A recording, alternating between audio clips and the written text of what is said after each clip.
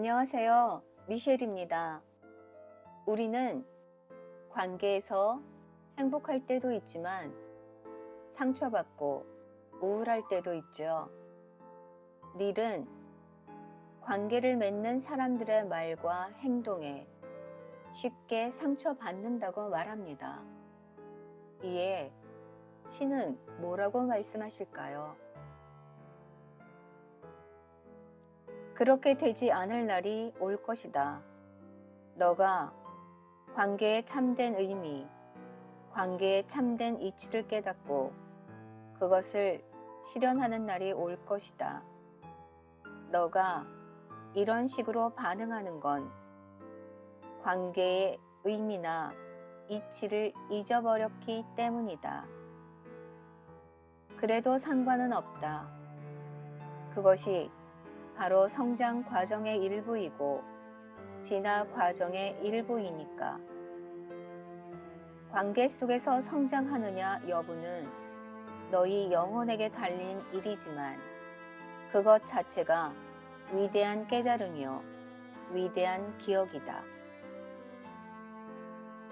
이것을 기억해낼 때까지, 나아가 관계를 자기 창조의 도구로 활용하는 법을 기억해낼 때까지 너희는 지금 수준에서 움직일 수밖에 없다. 지금의 이해 수준, 지금의 의지 수준, 지금의 기억 수준에서. 그러므로 남들의 모습이나 말이나 행동에 상처받고 고통받을 때 너희가 할 수 있는 일들이 있다. 첫째, 자신이 정확히 어떻게 느끼고 있는지를 자신과 남들에게 솔직하게 인정하는 것이다. 많은 이들이 이렇게 하기를 두려워한다. 자신이 좋지 않게 비치리라 여기기 때문이다.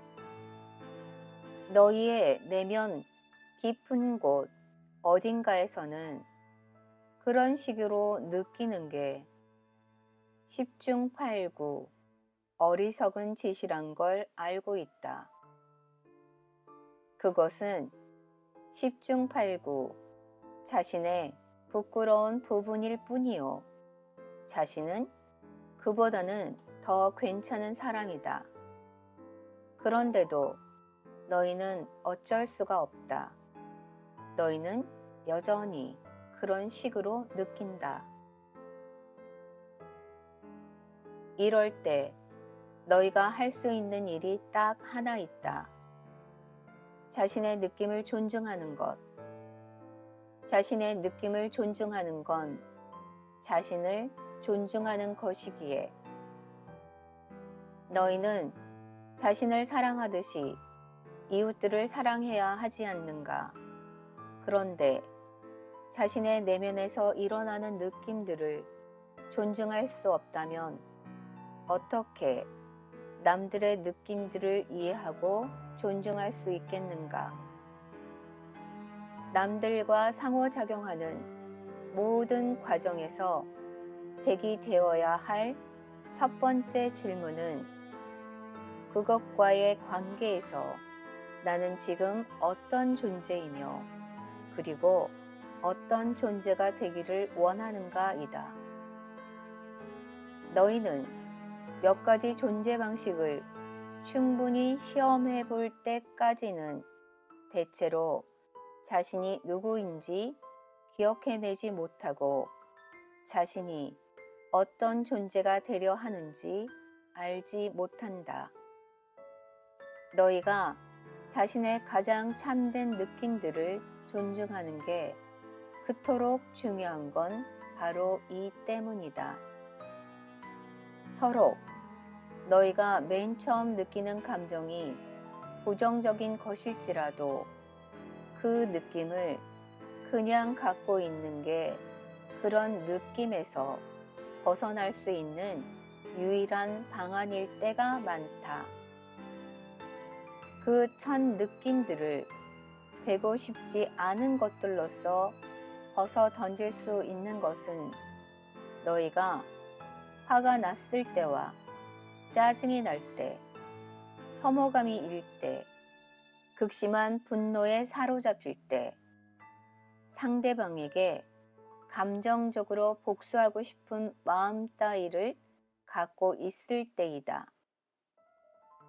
성각자는 그런 체험들을 충분히 겪었기에 자신의 마지막 선택이 무엇이 될지 이미 알고 있다.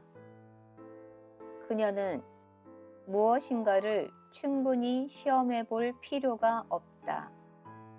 그녀는 이전에 그 옷들을 입어봐서 그 옷들이 자기 몸에 맞지 않는다는 걸 알고 있다. 그녀는 그 옷들이 자기 것이 아니라는 걸 알고 있다. 그리고 성각자는 자신이 어떤 존재인지 깨닫기 위해 끊임없이 자기 실현의 삶을 바쳐왔기에 자신에게 잘 맞지 않는 그런 느낌들을 절대 즐기지 않는다. 성각자들이 소위 재난이라는 것을 만나도 동요하지 않는 이유가 여기에 있다. 성각자는 재앙의 씨앗들과 모든 체험들이 자신을 성장시킨다는 걸 알기에 재난을 축복한다. 그리고 성각자가 추구하는 삶의 두 번째 목표는 언제나 성장이다. 왜냐하면 충분한 자기 실현을 경험하고 나면 그 이상이 되는 것 말고는 할 일이 없기 때문이다. 영혼의 일에서 신의 일로 되는 것이 이 단계이다. 내가 이른 단계가 이 단계이니까. 여기서는 이 논의의 목적에 맞추어 너희가 아직도 영혼의 일을 지향하고 있다고 가정하자. 너희는 아직도 참된 자신을 깨달으려, 실현시키려 애쓰는 중이다. 3. 곧 나는 너희에게 참된 자신을 창조할 수 있는 기회를 넘칠 만큼 제공할 것이다. 삶은 발견의 과정이 아니라 창조의 과정임을 명심하라. 너희는 자신을 몇 번이고 되풀이해서 창조할 수 있으며 사실 날마다 그렇게 하고 있다. 그러나 너희는 일이 생길 때마다 항상 같은 대답을 가지고 나서지는 않는다.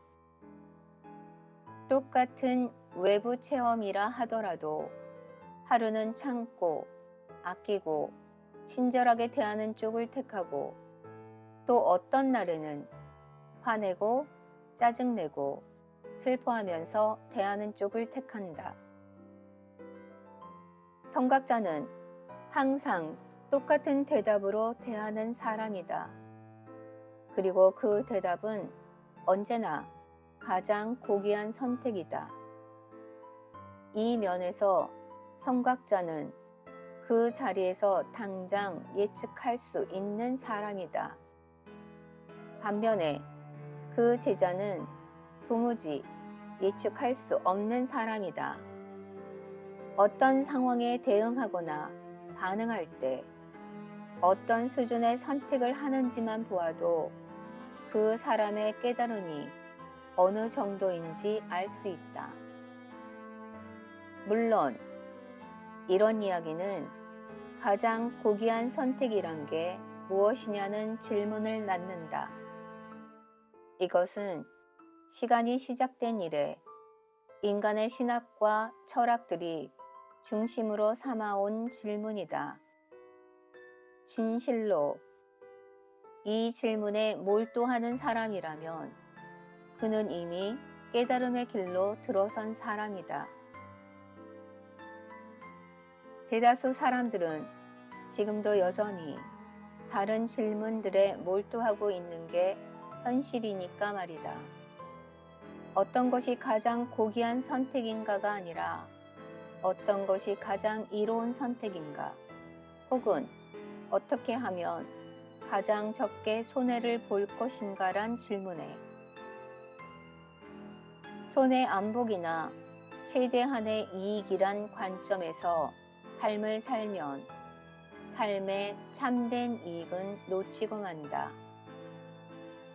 그럴 기회를 놓치고 그럴 가능성을 잃는다. 이런 식의 삶은 두려움으로 사는 삶이다. 이런 식의 삶은 자신에 대해 거짓말을 한다.